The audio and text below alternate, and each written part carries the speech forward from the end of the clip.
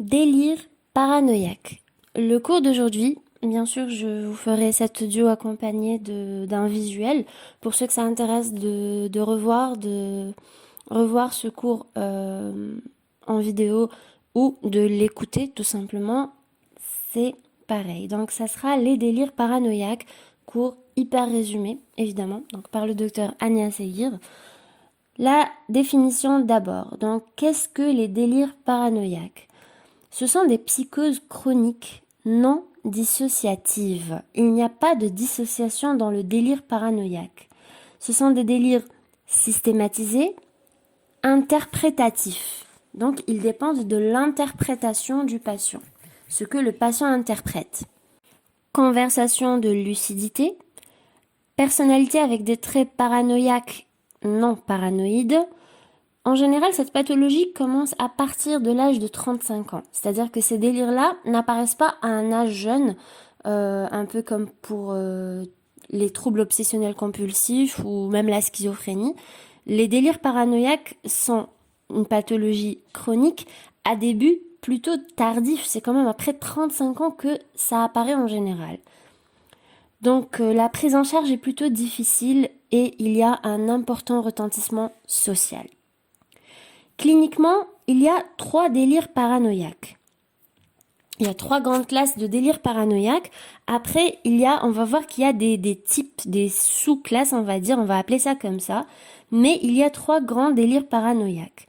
Il y a le délire passionnel, le délire d'interprétation, le délire de relation des sensitifs. Donc, le délire passionnel, le délire d'interprétation et le délire de relation des sensitifs. Nous allons commencer avec le délire passionnel. Le délire passionnel est un délire en secteur, c'est-à-dire qu'il se déroule autour d'une idée, d'une interprétation secondaire. Il y a une participation thymique importante. 3 délires passionnels. Nous avions déjà dit qu'il y avait des sous-classes de ces 3 grandes classes. Donc le délire passionnel, il va y avoir 3 types de délire passionnel. Le délire de revendication, le délire de jalousie et le délire d'érotomanie. Donc 3 types de délire passionnel, le délire de revendication, le délire de jalousie et le délire d'érotomanie.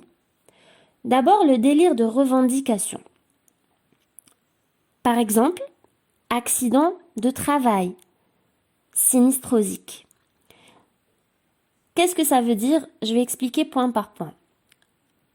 Accident de travail, par exemple, la personne n'a pas vraiment eu un accident de travail, mais elle va être convaincue, c'est pas faire semblant ou mentir, cette personne va être convaincue que le problème de santé qu'elle a eu est lié à son travail et elle va se faire toute une idée comme quoi elle a vécu un sinistre.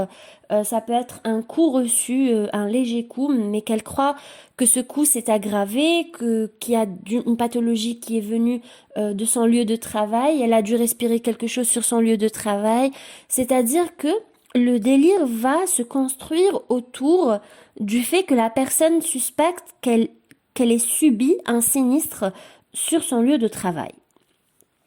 Un autre type de délire de revendication, ça peut être le délire du tuteur, un délire idéologique, ça peut être de la santé, c'est-à-dire que lorsqu'elle pense à un accident, ça peut être aussi un problème d'hypocondrie, voire de filiation. Donc tous ces titres, ils revendiquent quelque chose. Ils revendiquent quelque chose par rapport à sa santé, un accident au niveau de son travail.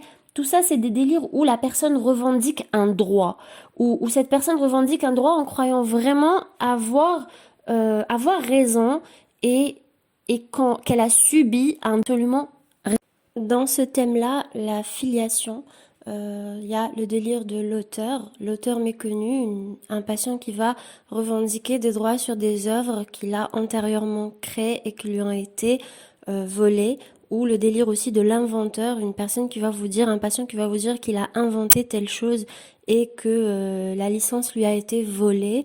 La personne est réellement convaincue de son invention ou qu'elle est l'auteur de cette idée-là, ce qui n'est pas vrai en fait, évidemment. Il y a aussi le fait que ce patient-là veuille prouver une descendance particulière. Donc tout ça est lié au thème filiation. Dans le thème hypocondrie et santé, ça va être plutôt une personne qui va penser à tort qu'elle a telle ou telle pathologie, ceci par un mécanisme. Encore une fois, il y a les types de délires, il y a les thèmes des délires et il y a les mécanismes de ces délires. Toujours, ce mécanisme reste interprétatif, c'est-à-dire que la personne va mal interpréter un signe. Ça peut être même pas une douleur, ça peut être quelque chose qu'il a entendu aux informations, a lu un article de santé, peu importe, et ça va engendrer une réelle croyance d'avoir cette pathologie-là. Et c'est souvent des pathologies graves.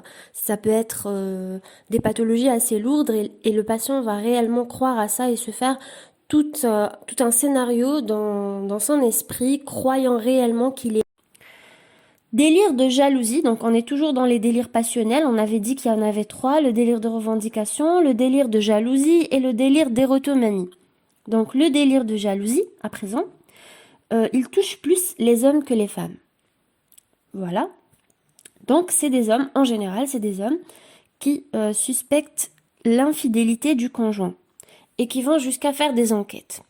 Évidemment, il y a toujours des gens jaloux et il y a des véritables infidélités, mais là, c'est le fait de suspecter ça de façon excessive, c'est-à-dire qu'il n'y a limite aucune raison de penser à ça, mais le patient va être convaincu de cette infidélité et ça va l'obséder. Littéralement, la personne ne va pas arrêter de penser à cela, elle va associer des idées et aller jusqu'à faire une enquête. C'est-à-dire que la personne, le patient, y croit réellement. Voilà, donc se fait toute une histoire concernant cette possible infidélité et se lance dans une enquête. Donc c'est plutôt un mécanisme interprétatif, ça peut être le fait d'avoir vu sa conjointe rentrer à une heure un peu différente ou avoir mis une nouvelle tenue, peu importe le déclencheur, mais ça peut être vraiment des petits détails et c'est des interprétations, peut-être qu'elle a dit bonjour à une autre personne et voilà, il a suspecté ça, c'est vraiment des idées qui ne sont pas directement liées à ce que la personne suspecte, mais qui vont être associées afin de se faire un scénario et un délire vers cette suspicion. Et là, dans le délire de jalousie, le problème c'est que c'est tellement intense. N'oublions pas que nous sommes dans les trois délires, revendication, jalousie et érotomanie. Dans les trois délires, nous sommes toujours dans la case délire passionnel. Car les trois grands délires, c'est passionnel, interprétation et relation des sensitifs. Et là, nous sommes dans les délires passionnels. Mis à part le délire de revendication, c'est le délire de jalousie et d'érotomanie. Donc, le délire de jalousie est une sous-classe des délires passionnels. Et qui dit passionnel dit passion. Je ne sais pas si vous savez, mais le mot passion vient du fait d'aller à la dérive, à la catastrophe, de tout gâcher pour quelque chose qu'on aime. C'est ça l'origine du mot passion en fait. Et donc ça prend tout son sens. Là, dans cette pathologie, il y a un réel risque de passage à l'acte. Donc la personne peut être très agressive et peut passer à l'acte. Troisième sous-type de délire, donc de délire passionnel, c'est le délire d'érotomanie. Le délire d'érotomanie, par contre, ça va toucher plus les femmes. C'est la conviction délirante d'être aimé. Voilà. Mécanisme interprétatif, parfois même intuitif, c'est-à-dire que limite il n'y a aucun signe pour interpréter, c'est juste une intuition. Et il a trois stades. L'espoir, l'attente et le cadeau font partie de l'espoir, le dépit et la rancune. Qu'est-ce que ce délire d'érotomanie ? Il touche les femmes déjà. C'est quoi le fait de délirer d'être aimé. Je vous donne un exemple. Par exemple, une patiente qui peut avoir ce délire d'érotomanie peut être là tranquillement dans son lieu de travail ou dehors et une personne, par exemple de sexe masculin, donc va regardant dans les yeux. Cette personne avait dit ce bonjour sans aucune intention, normalement. Voilà, parce qu'il y a toujours les cas où, voilà, il y a de quoi y croire, mais là, il faut toujours faire la différence entre le pathologique et le normal. Donc, cette personne, par exemple, va lui dire bonjour, en la regardant dans les yeux. Ou par exemple, elle va lui parler et en partant, elle va faire un simple sourire de courtoisie, par exemple. La patiente, si elle est dans une mauvaise période, donc, elle va interpréter ou même ressentir en intuitif que cette personne n'a pas fait ça pour rien, que cette personne l'aime énormément. Et donc, elle va harceler cette personne. Elle va se mettre à poursuivre cette personne, à avoir beaucoup d'espoir envers cette personne, d'être aimée, d'être... voilà. Elle va beaucoup attendre, elle va offrir des cadeaux, elle va essayer de rencontrer cette personne plusieurs fois. Et après, à un certain moment,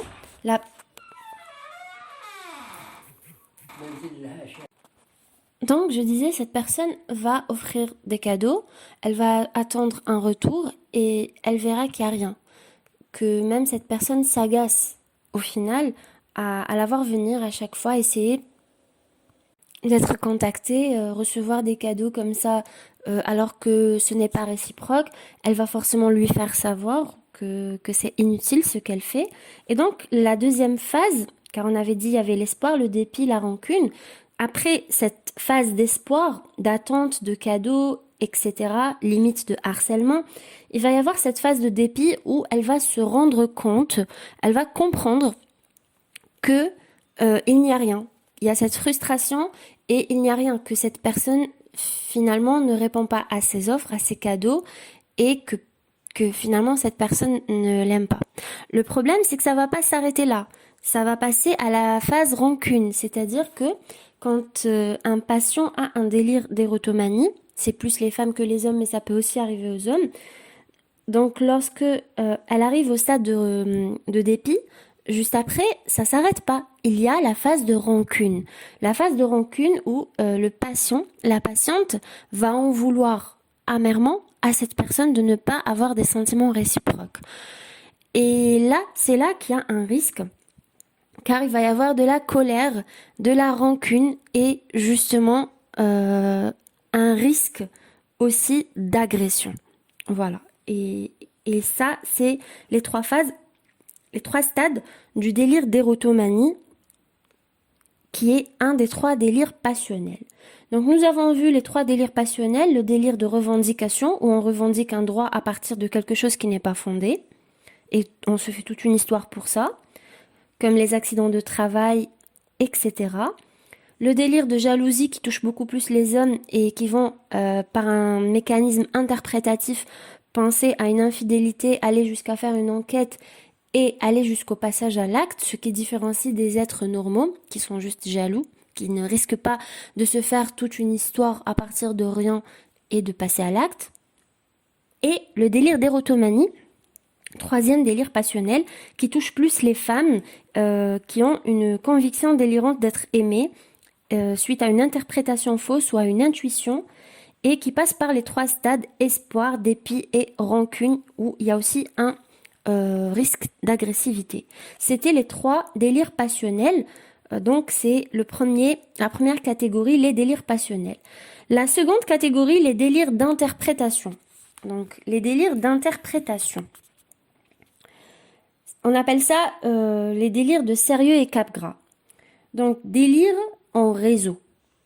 C'est une interprétation qui est primaire. Il y a une participation émotionnelle thymique moindre, donc c'est un peu moins émotionnel que le délire passionnel. Le délire passionnel, comme on l'avait dit, ça vient du mot passion, c'est vraiment très lié aux émotions. Le délire d'interprétation, c'est un peu plus... ce n'est pas émotionnel. Donc le thème de persécution, il y a toujours ce thème où, dans le délire d'interprétation, on se sent persécuté. Il y a aussi la grandeur et la référence. C'est un mécanisme d'interprétation, c'est-à-dire qu'il y a des éléments dans le quotidien qui vont être mal interprétés. Il y a souvent des plaintes au commissariat, des dénonciations et même de l'agressivité. C'est-à-dire que le patient va être convaincu qu'il a été lésé. Donc, il a été persécuté. D'autres vont être convaincus de leur grandeur, qu'ils sont vraiment supérieurs aux autres. Mais quand je dis supérieur, c'est c'est Jésus, c'est les prophètes, c'est vous aurez compris, c'est vraiment des délires de grandeur. C'est pas c'est vraiment grandeur. Donc, ça va aller jusqu'aux plaintes, de plusieurs plaintes au commissariat, des dénonciations et même de l'agressivité.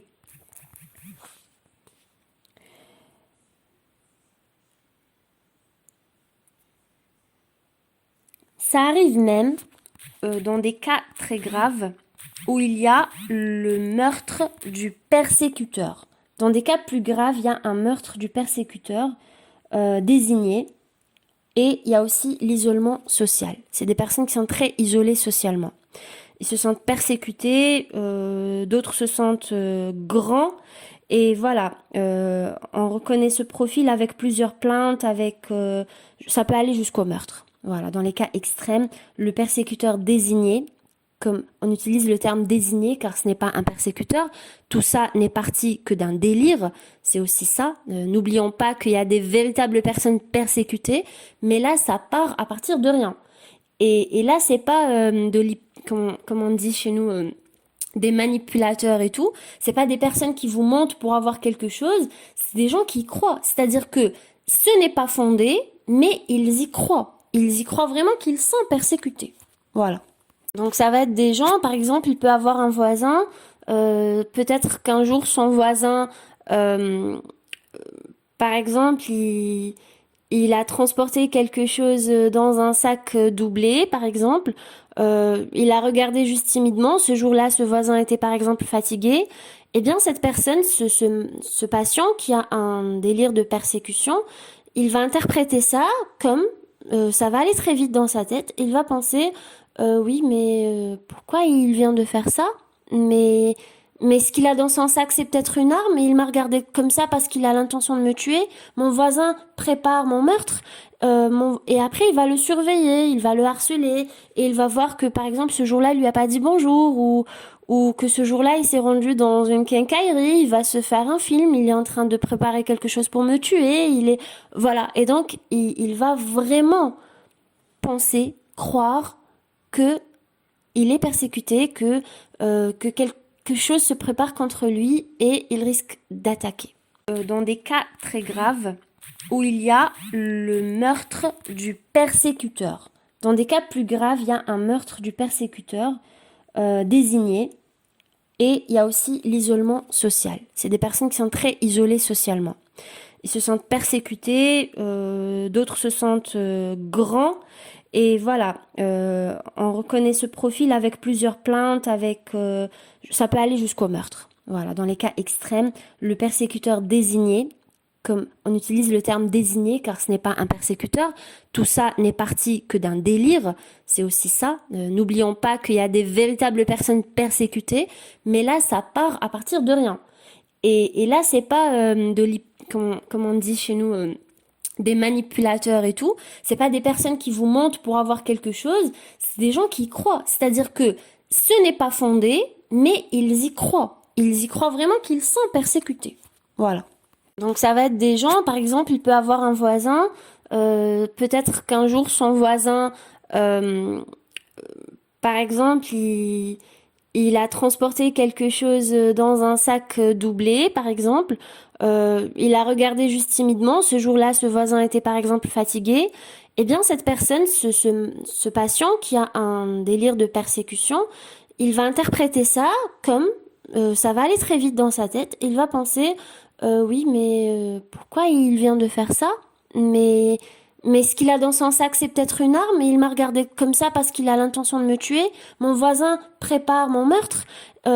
Et après, il va le surveiller, il va le harceler et il va voir que, par exemple, ce jour-là, il lui a pas dit bonjour ou que ce jour-là, il s'est rendu dans une quincaillerie, il va se faire un film, il est en train de préparer quelque chose pour me tuer, voilà. Et donc, il va vraiment penser, croire que il est persécuté, que quelque chose se prépare contre lui et il risque d'attaquer.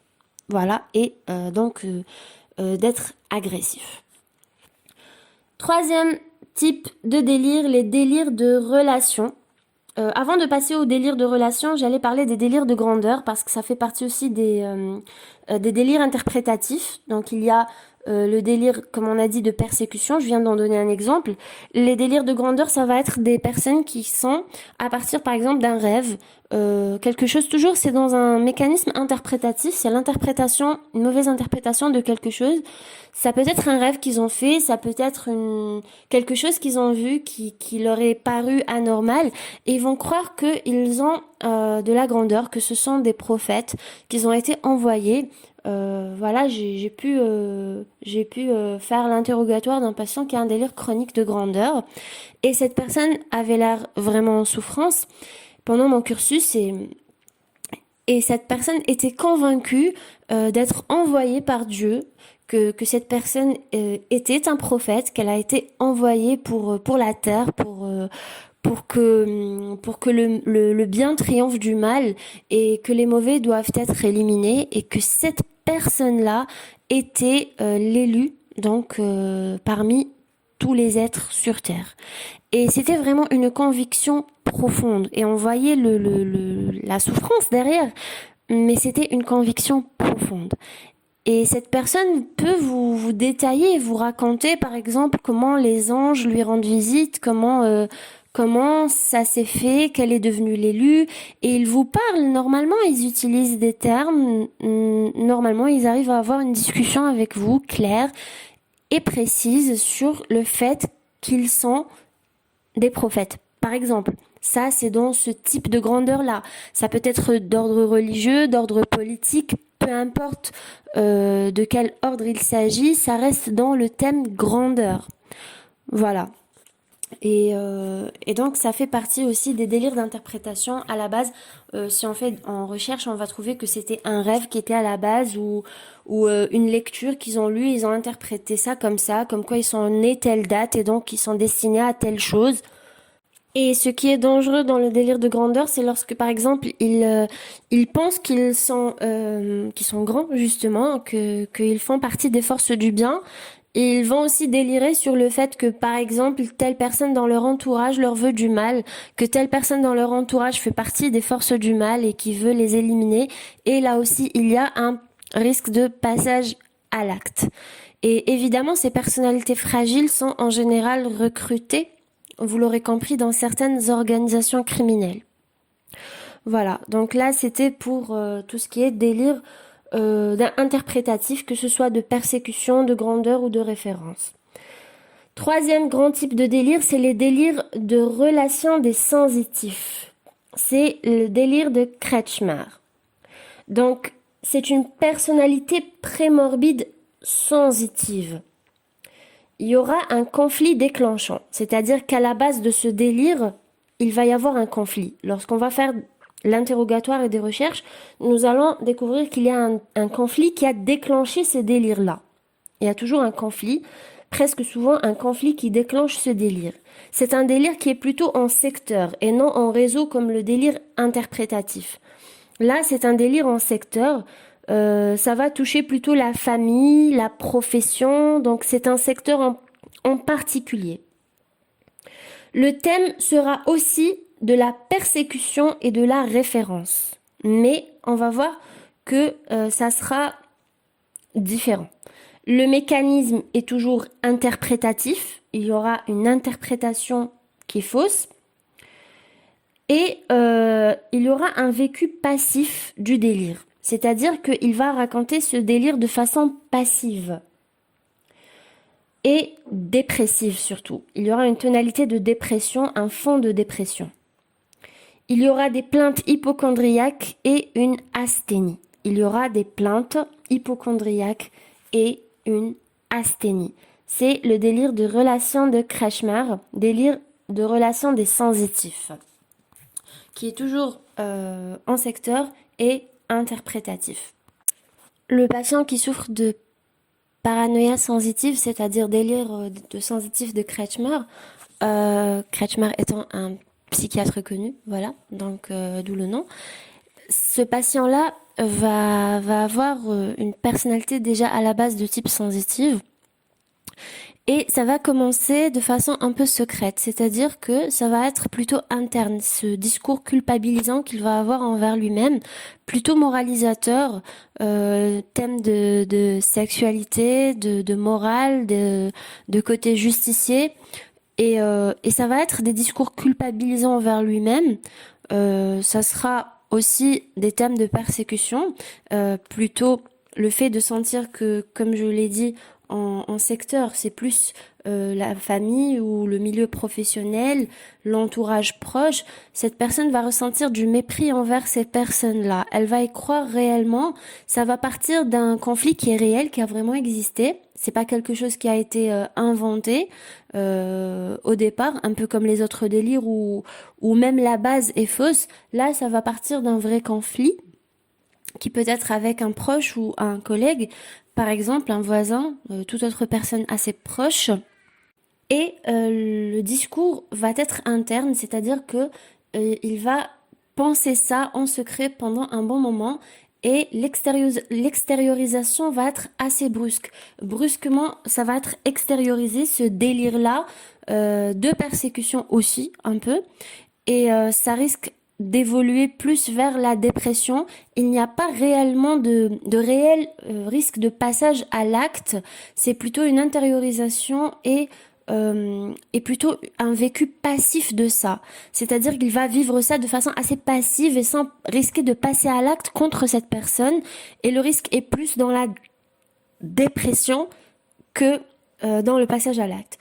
Voilà pour le délire de Kretschmer. C'était donc les trois grands délires, délire passionnel, les délires d'interprétation et le délire de relation des sensitifs de Kretschmer. Tous ces délires chroniques ont plutôt une personnalité prémorbide, paranoïaque. Donc il y aura une hypertrophie du moi, de la psychorigidité, de la méfiance et de la susceptibilité, de la fausseté de jugement. Et aussi une grande absence d'autocritique. Ces personnes sont incapables de s'autocritiquer ou de se remettre en question lorsqu'ils ont tort. C'est des personnes assez psychorigides, ils ont beaucoup de mal à changer d'avis ou à accepter des idées nouvelles et ont évidemment cette grande méfiance des autres et cette hypertrophie du moi. C'est cette personnalité prémorbide paranoïaque qui a un point en commun entre tous ces délires chroniques. Nous devons faire le diagnostic différentiel avec certaines pathologies psychiatriques aiguës et d'autres chroniques. Les délires chroniques doivent être différenciés des bouffées délirantes aiguës, des manies délirantes, des mélancolies délirantes. Dans tous ces cas, il y a un délire mais qui est aigu et qui a d'autres mécanismes. On doit différencier aussi de l'abus de substances qui peut donner aussi certains types de délires qui ne sont pas des délires chroniques. Et aussi de certaines pathologies organiques, neurosyphilis. La neurosyphilis peut engendrer des symptômes délirants, mais qui ne sont absolument pas des délires chroniques. Des traumas crâniens peuvent engendrer des délires qui ne sont pas des délires chroniques, qui sont plutôt des délires aigus. On doit aussi différencier les délires chroniques de certaines pathologies chroniques comme les psychoses hallucinatoires chroniques. Elles ont aussi d'autres mécanismes, d'autres causes et une autre expression. On doit différencier les délires chroniques de la paraphrénie, de la schizophrénie paranoïde et d'autres pathologies organiques qui donnent des délires chroniques comme la démence, évidemment. Quelle est l'évolution des délires chroniques, de tous les types de délires chroniques? Bien sûr, ça dépendra du type de délire chronique, c'est au cas par cas, mais en général, il y a des périodes d'exacerbation de ces délires, il y a des périodes de rémission où la personne redevient pratiquement normale et a une vie sociale acceptable, et des périodes de complications. Ces complications peuvent être de la dépression, ça peut être un suicide, surtout dans le cas de délire des sensitifs. Ça peut être de l'agressivité, comme pour le délire de persécution et les délires interprétatifs, délire passionnel aussi. Ça peut être, ça peut être un refus de s'alimenter. Ça peut être une addiction à l'alcool, des voyages pathologiques, c'est-à-dire qu'une errance, de la claustrophobie. Quel est le traitement des délires chroniques? Évidemment, l'hospitalisation. Des neuroleptiques sont utilisés, alloperidol pendant le délire. Je tiens à rappeler que les traitements, lorsqu'ils sont cités dans ce type de vidéo, c'est comme lorsque vous lisez un article sur Internet, cela ne vous donne absolument pas, c'est-à-dire que toutes ces informations doivent être prises comme un cours et non des conduites à tenir. C'est vraiment au cas par cas et uniquement lorsque vous êtes médecin. Évidemment, ces vidéos-là, bien sûr, toute personne curieuse peut s'informer sur des cours de médecine, il n'y a pas de souci. Seulement, c'est des cours et uniquement des cours qui sont destinés à des étudiants en médecine et à des médecins. Donc, je vous le dis encore, aucune prescription ne peut être faite en dehors du fait d'un médecin envers son patient. Ces cours-là ne sont que des cours et n'ont autre objectif que cela. Donc je disais l'hospitalisation, les neuroleptiques pendant le délire lui-même, les périodes de délire, des antipsychotiques, des antidépresseurs si c'est un sensitif ou en cas de dépression dans une des catégories de délire que l'on a citées, mais pour le sensitif, le risque de dépression est plus élevé.